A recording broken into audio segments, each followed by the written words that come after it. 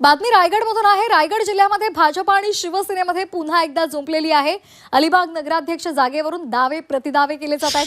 अलिबागची जागा आम्ही भाजपला सोडली, शिवसेनेचे आमदार महेंद्र दळवी यांनी हा दावा केलाय आणि यावर शिवसेना लढायला तयार नव्हती म्हणून आम्ही मैदानामध्ये उतरलोय असं भाजपचे सतीश धारप यांनी म्हटलेलं आहे आणि त्यांनी शिवसेनेला टोला लगावलाय।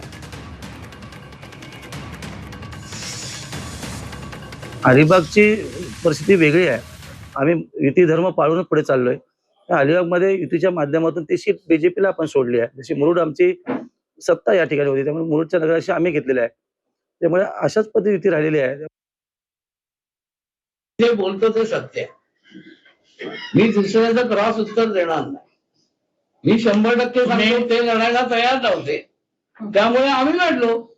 आम्हाला काय बिनविरोध द्यायची नव्हती, कारण अलिबागचे नगराध्यक्ष काय माझे सोयरे नाही,